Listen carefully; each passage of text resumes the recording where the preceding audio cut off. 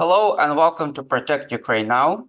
My name is Alek Kasman, and today we're going to talk about Ukraine Action Summit that took place in Washington, D.C. last week. Before we continue, I would like my companions to introduce themselves. Hello, my name is Oleg. I'm also from Protect Ukraine Now. I'm military analyst. Welcome to every Ukraine supporter to this channel. Hello, my name is Melnyk Mykola. I'm Sen Lieutenant Ukrainian Force. In time of big counteroffense, Commodore Tactical Group, Company Tactical Group Bradley. Support Ukraine. Yes.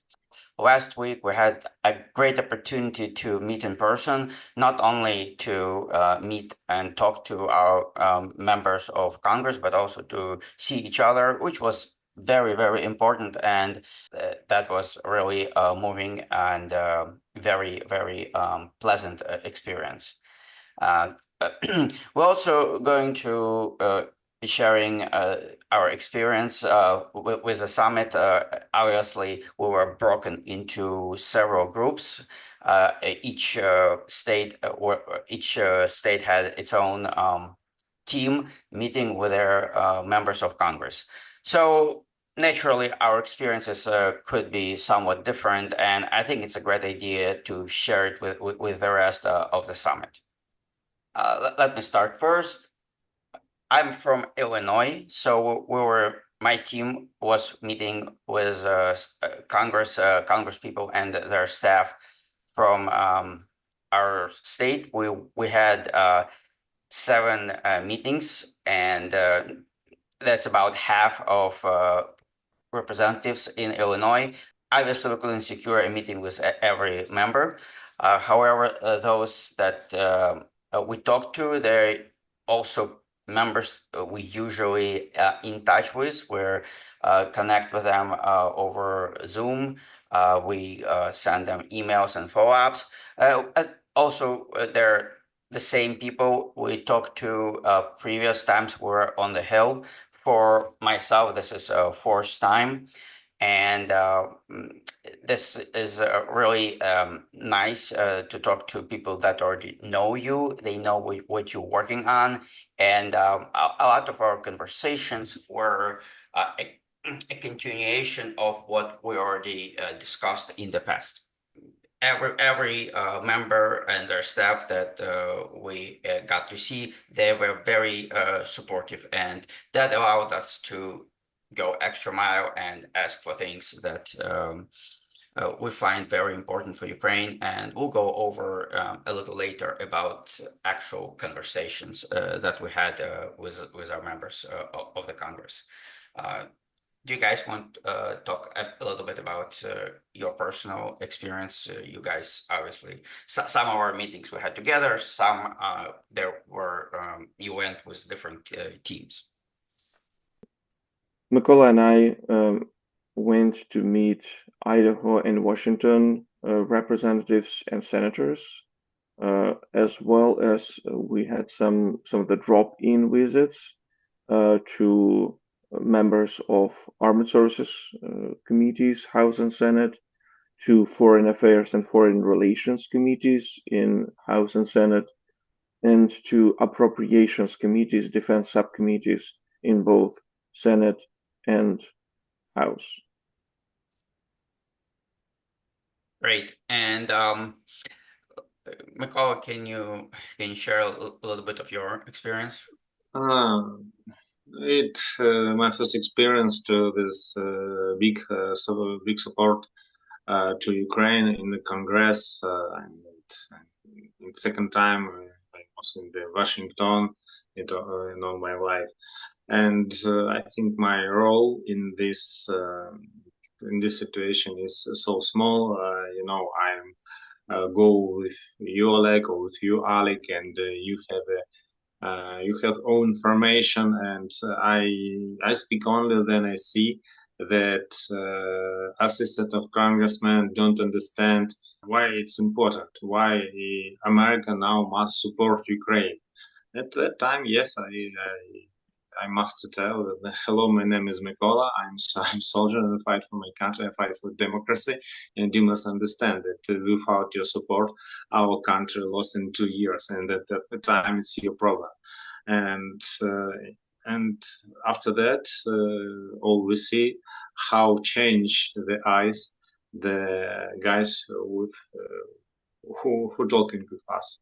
That's why I have a very small but maybe important role. And I can say that from my experience, your participation was very important. The members, the people we talked to, their staff, they were very interested to see your perspective, and they need to understand the reality of the situation there on the ground. A lot of what we talk is, so to speak, academic data. We talk about numbers, we talk about the news, and we're trying to put piece things together and talk about how things may evolve in the future. You have this real life experience on the battlefield, and this was very important. And thank you for joining us in the advocacy. I also want to take time to talk about our letter campaign. The previous 3 videos on this channel were dedicated to this effort.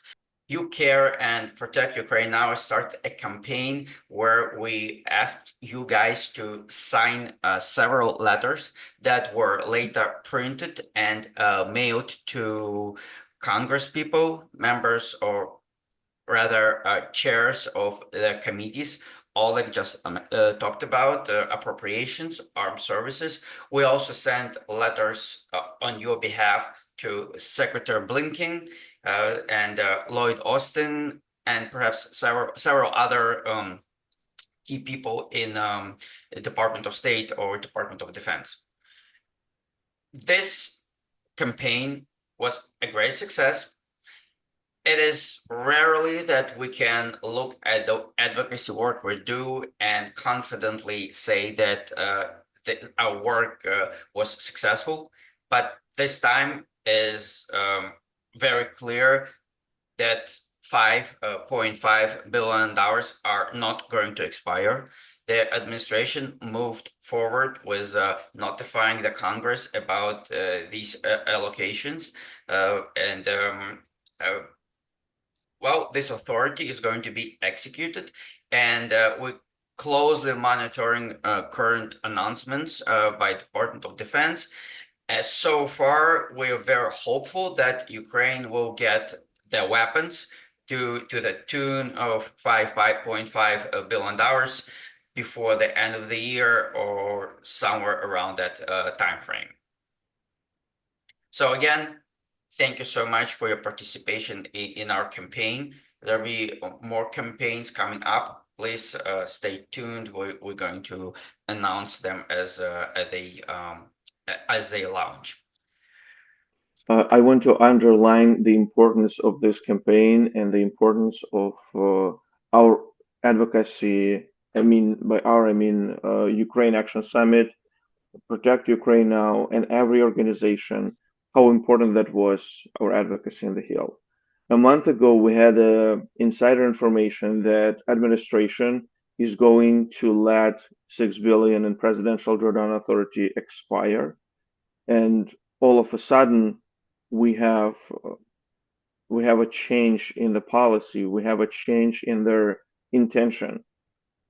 Initially, they wanted to let $6 billion in presidential drawdown authority expire, and that was from more than a single source, insider information. Then they decided to put it into a continuous resolution, which we also shaved off because it's the problem that was created and should be fixed by administration. And luckily, we were heard, and they decided to change their opinion one more time and actually do the congressional notification.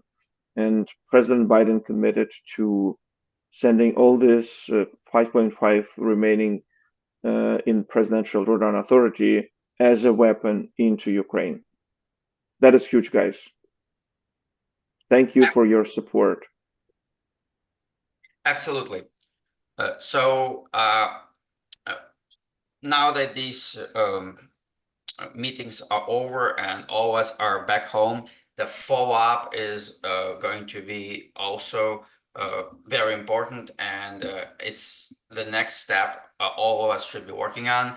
But before we talk about follow-ups, let's go over documents that we shared during our meetings. These documents represent data and analytics that Protect Ukraine now collected over 2.5 years. I can jump ahead and say that all of that material was very welcomed by people we met with. They believe this data is critical and important for them to look at, and so is important for the rest of the Congress to see. And the first now is Let Ukraine Strike Back. So it is important to bundle the green light to target the military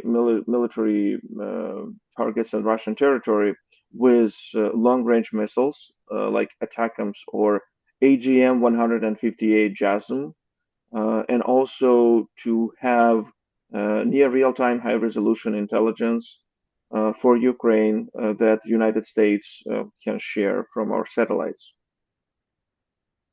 The next line item is the Stand with Ukraine Act. This is a new resolution introduced in the Congress just a few weeks ago. It has a lot of good things in that act. The most critical, in our opinion, are the emphasis on transfer of excess defense articles. This is our old munition the U.S. no longer requires, but it could be very important for Ukraine. It also calls for treating Ukraine as a major non-NATO ally, which opens up opportunities to work directly with U.S. Military contractors. They receive priority on orders and intelligence information sharing. All of it is very critical for Ukraine. And while there are so many other things in this bill, we're going to perhaps cover it in a later video. For now, the takeaway is this is very important legislation. And when you do your follow-ups, please mention it to your members of Senate and Congress. And the number is 4992 in Senate, and 9501 is House resolution number. The next priority is allow military contractors to work inside Ukraine. Why this is important? We already have people all around the world who are fighting as an infantry, as a spec ops. That is crucial, but also it's crucial to have specialists like maybe the Bradley technicians, those people who know and can has a hands-on experience for decades to help repairing and fine-tuning Bradleys. Or maybe the F-16's retired pilots want to support Ukraine and want to join the fight and help to protect, to close the skies over Ukraine using F-16s, or maybe technicians for the F-16s. There is tons of opportunities to help Ukraine. The current situation is so dire that those severely broken tanks and infantry fighting vehicles had to be sent abroad to Poland, to Baltic states for repair. And it would be so much better for Ukraine if those vehicles were not towed to Poland, to NATO states, basically, and instead to be repaired somewhere in Ukraine. Mykola, do you have anything to say about equipment maintenance inside Ukraine and how much this opportunity to do work inside Ukraine is going to help Ukraine armed forces? I have only old experience and maybe old opportunity because I'm like a commander of company tactical group Bradley. I take 10 Americans Bradley, and I see how many times we must repair these old machines. In first, the Bradley is the Mercedes of old BMP. It's a great. It's a great. The Bradley saved many lives. Our guys. It's true. Like true that Americans give us very old machines, and they in part of them broken. The 10% of this Bradley, what we have before the time of big counteroffense, we can't use because they can't move it. Okay. So you cannibalize them for parts. So you take them apart and use to repair other machinery. Exactly. Last 90% we repair, but repair is not American repairing box in the in the American military base. No, it's Ukrainian fields, Ukrainian trees with fox, rats, and mouses. We have not more wear parts. And what the most problem of this Bradley is a very old vacuum battery. That's why our tower of Bradley can work correctly. It's a very old iBus. It's a night vision. They're not complete mostly. And about the old Bradley, what I have a report. I write a report about what a problem with Bradley, what where parts I need, and about every Bradley I have a report on the free list format A4. And this situation we have in all our brigade and the all brigade who use Bradley. That's why this is my experience. I hear now this more better situation, but in first we must understand. Yes, Bradley is a great machine, but it's old. It's an old machine. That's why then Americans give us the Bradley. They must repair their machine because for American side it's more easy than for our guys because we must think about the war. We are not a professional repair guy. And it's second and third. We must understand. Then our American brothers give us old machine. We must ask it how many cost. How do you calculate it? Are you giving us the new price or the old price? Because we have some food. I will say this in Ukrainian, because if you give us old cars counted as new, that's fine. But how do you account for the parts later? Is this also new assistance, or is it still the assistance that goes to old cars? And it seems to me that in this situation, our American partners have been a bit dishonest, although I could be mistaken. All right. Right. So overall, allowing military contractors to work inside Ukraine and setting up infrastructure will help people on the battlefield, will help soldiers, and also decrease the turnaround time. Things will be done, repaired significantly faster. So, and that's why we're asking for this change.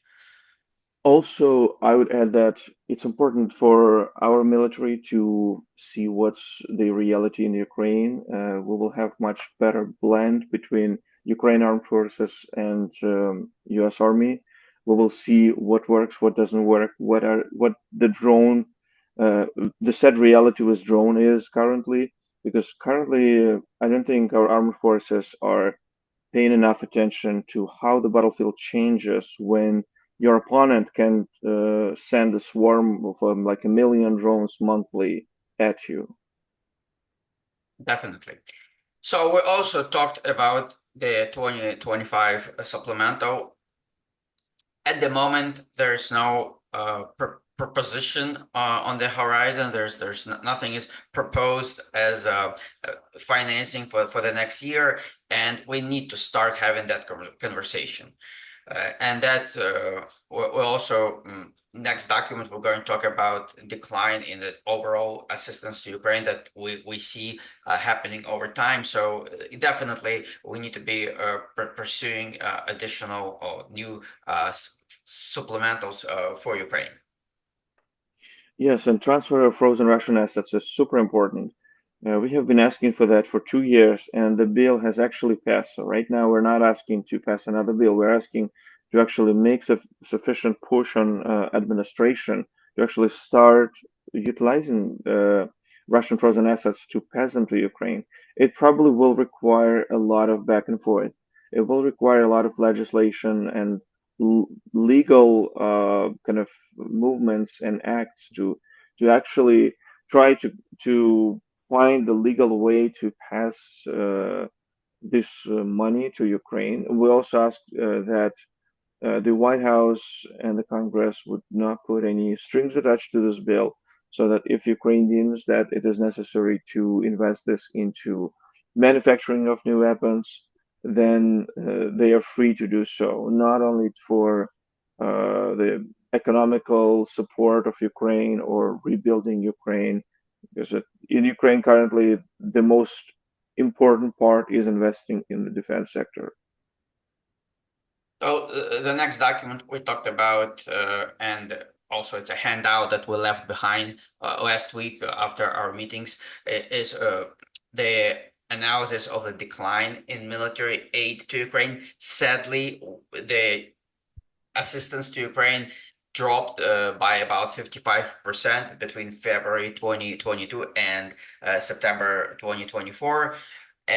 This is a detailed document going over the timeline, and we'll probably skip it for right now. We won't go through every detail on this document, but what's really important to see is the change between the year 2022, summer 2023, where Ukraine was getting on average about $857 million worth of equipment, military gear, where after July, August of last year, the average is 387 million in weapons, and this is a very significant drop. It's important also to mention that this information was collected before the recent two presidential drawdown packages that were declared on the Department of Defense and Department of State websites just a couple days ago. So it does not include this 375 million package and doesn't include the 5.5 billion package. So this is the before we actually applied this pressure and mailing campaign to the administration. So this is like I would say mid-September. This is when this is actual. Correct. Yeah. So this document was updated last week of September 2024, before we went to Congress. Yes. So this is visual confirmed losses based on Oryx. Oryx tracks every visual confirmed losses in videos and photos. We can see how effectively Ukraine uses heavy weapons provided by the US.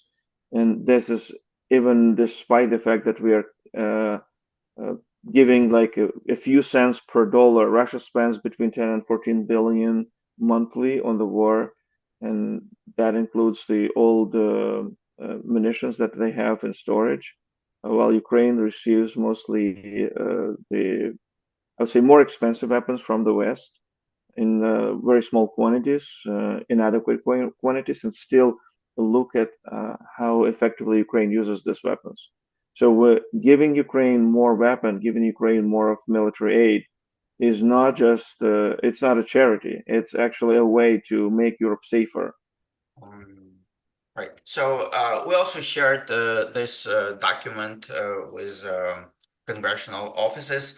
What that shows here is the overall allocations for military assistance to Ukraine and how much of it actually made it to Ukraine. So again, out of $58.2 billion allocated so far, what has crossed the border with Ukraine is about $27 billion.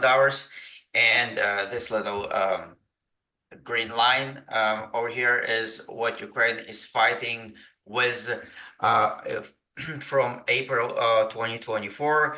And if we remember that there were no assistance from the beginning of the year, really this thin green line over here is what Ukraine is has received from the US since the beginning of the year, give or take. This is all Ukraine um, is using to defend itself. And of course, this is strictly the aid from the United States. Just a quick correction. So this is 2 billion that Ukraine has received by September 8th, as this graph says. On the bill that was appropriated in April 2024, Ukraine also received 1.3 billion in Presidential Drawdown Authority, so-called Restored Authority, from December 2022. As you can see on this graph, on the right-hand side, there is 10.7 billion in Presidential Drawdown Authority available. So how come 10.7 when we are asking just for 6 billion during our meetings on the Hill? The answer is Ukraine had the bill that was appropriated in April 2024, and it had 7.8 billion, with 2 billion spent and 5.8 billion remaining on September 8th. And also, Ukraine has 4.9 billion in restored authority from December 2022, which was originally declared. The Congress was notified that this aid has been shipped to Ukraine, and then Inspector General of Department of Defense found 3 accounting errors, and that is only between February 2022 and May 2023. So this is for the more than a year ago. No one holistically looked into the more recent data, perhaps. We haven't heard about any errors there, or it was not looked closely. But between the February 2022 and May 2023, 3 times Inspector General found more and more weapons that were shipped to Ukraine were in the accountant books were marked incorrectly. They were using the replenishment cost instead of the cost of the weapon with wear and tear. So. Mm-hmm. And again, the important number here is $26.8 billion. That's what we estimate Ukraine has received so far. That's what Ukraine is fighting with for 2.5 years. And to look at what those dollar amounts represent in terms of equipment, we shared with our members of Congress this document where we have shown weapons committed to Ukraine, and we also have a category for the United States weapons and weapons provided by our allies in Europe.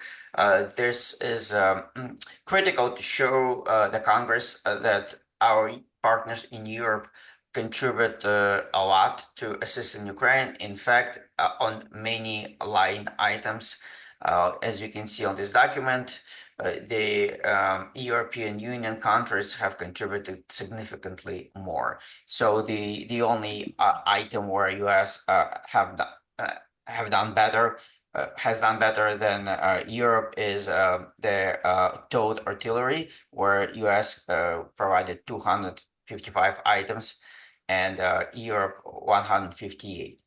For the rest, like self-propelled artillery, warplanes, helicopters, tanks, multiple launch rocket systems, MLRS, infantry fighting vehicles, and so on. All of these categories, Europe is doing better or significantly better than the United States.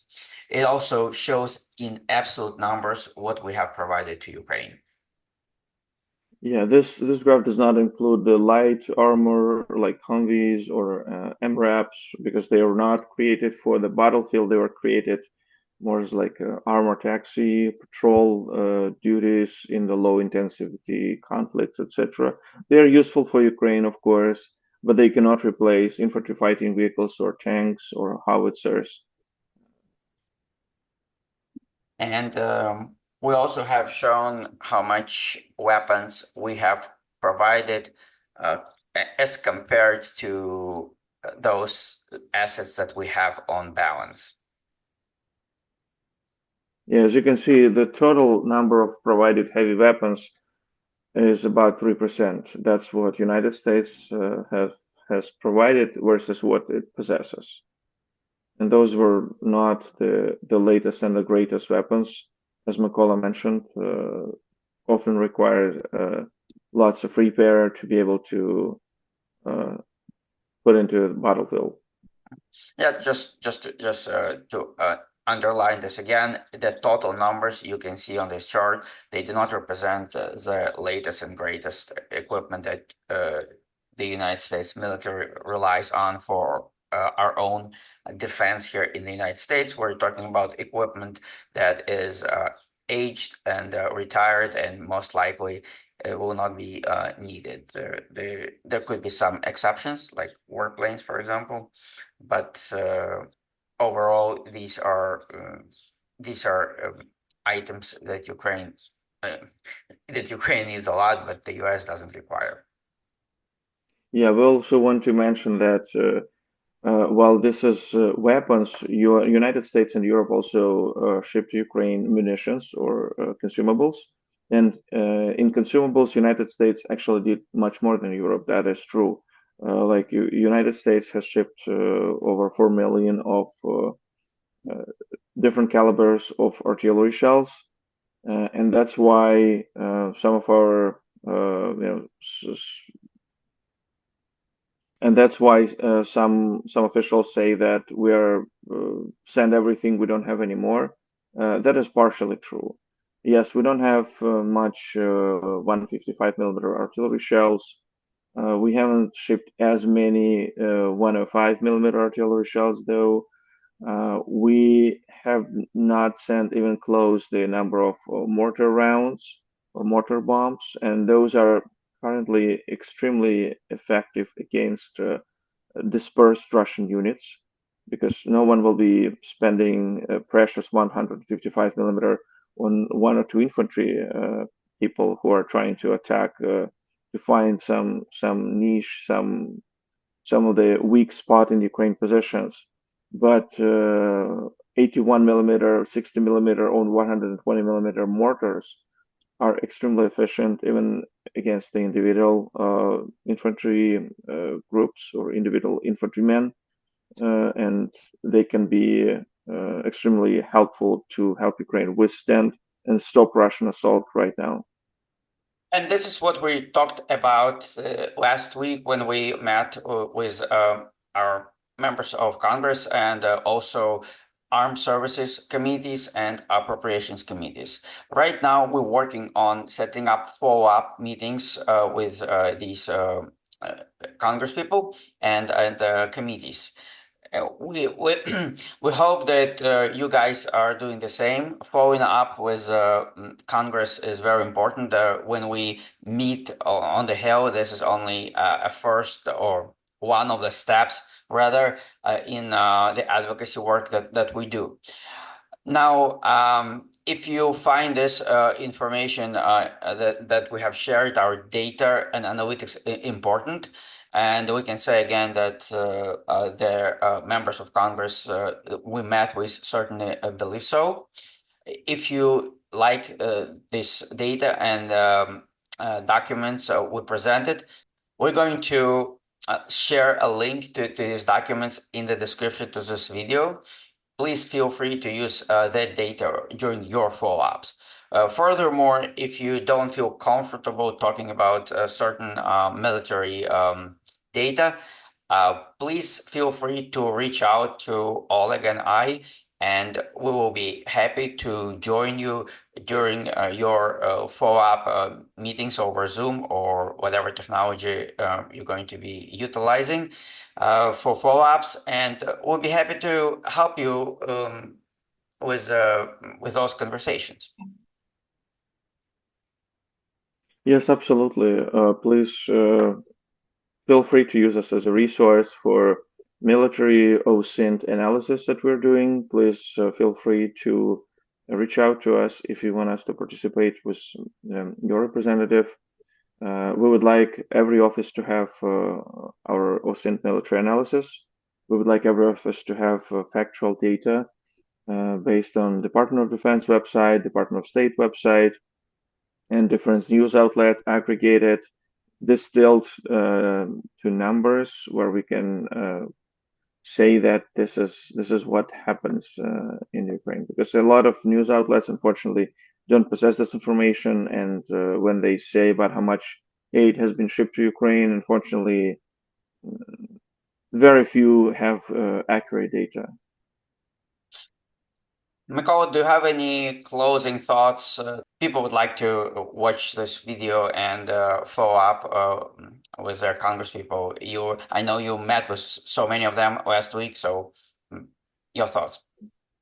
In first, I must say thank you to every citizens of USA. Thank you for every Americans, Ukrainians, or any nation who support Ukraine, because without your support, Ukraine lost. We must understand this information. Maybe it's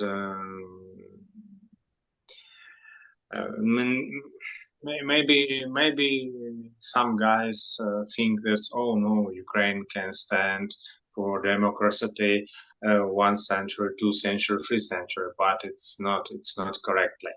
We must understand that without support, every citizens of USA, every citizens of our democratic world, Ukrainian lost. And if our fortress of democracy is lost, the world have a great problem because Russians don't stop. If Americans think that Russians stopped in our borders, no. Then Ukrainian lost. They go to the Baltic country, and in that time it will be a problem of USA, because USA must protect another country, and in then the American cemetery, American graveyards have a new grave because USA forced to bury the soldier because this country have a new war, the worst and tragical, more worse and more tragical that war against Nazi Germany, because Russian have a very big, powerful, and they understand what is modern war. Now USA force don't understand what is modern war, what is war with the enemies who have same aircraft, same infantry, same tank, same same every type of weapons. And that's why I said, please support Ukraine, please help us, because without your support, this war, what we have now, will be your war. Thank you, Mykola. Oleg, do you have any closing thoughts? Yes, so where do I start? So there is a common belief that in the foreign policy advisors, defense advisors, that our main enemy is China, and we should not spend our resources on war in Europe, because we cannot afford to fight in two war theater in Europe and in the Pacific. I think this is a misconception. I think the idea that we can somehow make friends with Russia again, we can persuade Russia not to fight by appeasing Russia, because that's what we are doing, and that's what I see both, I would say, let me put it this way. So the strategy of appeasement that we are observing and that we are hearing about from both sides of political spectrum uh, is not working, and it's proven in centuries, and it's proven during the World War II before it began. And what we want to, the message we want to pass to legislative offices, the message we want to share with our fellow Americans who advocate for Ukraine is that if we don't stop Russia and Ukraine right now, we will have one more problem on our hands, and we will have a problem that will currently it's covered with warm bodies of Ukrainians, and Ukraine is very powerful army, probably the most powerful in Europe. And if they fall, the next will be our armies. Europe itself cannot withstand the Russian aggression. Um, Germany has like a couple brigades only. UK has one brigade. It's not much. They don't have trained personnel ready for combat, and they will rely on us. And that means that we will have to spend time, money, and warm bodies of American soldiers to stop Russia in Europe. At the moment, that is probably very well aligned with China aggression in Taiwan. And that's not the problem we want to have in hands. And if we want to stop Russia, it's better to do it right now in Ukraine. We have to do everything we can to stop Russia in Ukraine right now. Super. Well, I'd like to thank everyone who listened to this video. Thank you guys for your advocacy. Thank you for stopping by the Hill last week. And if you have any interest in using our material, please reach out. You know how to find us. And yeah, you can, if you don't, leave a message, a comment under this video. Thank you again, Mykola. Thank you so much for your help, and until the next time. Bye, everyone. Thank you.